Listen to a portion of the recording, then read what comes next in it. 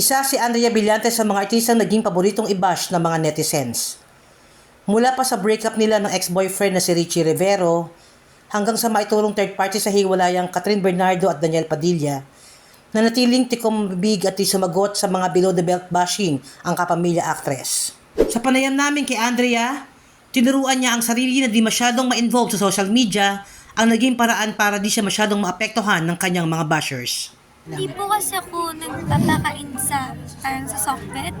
I'm very grounded naman sa real world. Honestly, I know it's easier said than done, pero if social media kasi you can just easily turn off your phone and just read a book, meet your friends, like reconnecting with nature, going out sa house, meeting up with your friends, hindi lang through call.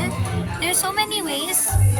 Parang tingnan mo lang kung gaano kaganda yung mundong binigay sa atin, mundong ginawang to.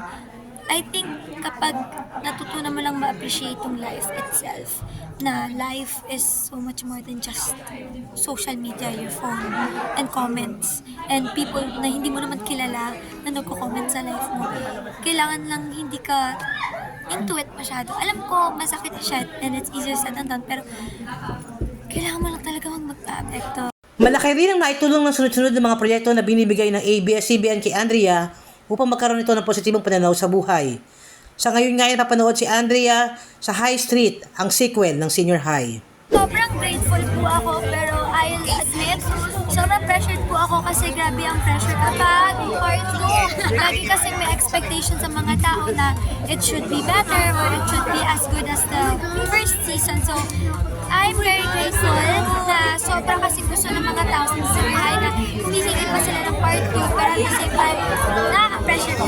Nabalita rin na isa raw sa proyektong gagawin ni Andrea ay ang remake ng Jezebel na unang ginampanan nila Vilma Santos, Charlene Gonzalez, Alma Moreno, Alice Dixon at Marian Rivera. Napanood ko na po yan na I-actually auditioned for Jezebel before. Okay. Sa kabilang channel pa yun when I was 4 years old yata. Pero, yeah, I am a big fan kasi kung alam niyo po, lagi ako nag-swimming, lagi ako nag-free dive. So, if mabibigyan ako ng chance talaga, I would be so honored. So actually, nung sinabi mo nga, Andrea, na nasa swimming lesson ka ngayon, parang binigyan mo kami ng idea na preparation na to ng Jezebel. I'm actually just doing it for fun. Sumama lang ako sa mama ko and na-enjoy ko lang po siya. And kasi I'm working on getting an official certification ng pag-free dive. Ito ang inyong ambush queen, Mel Bayanera, nag-uulat.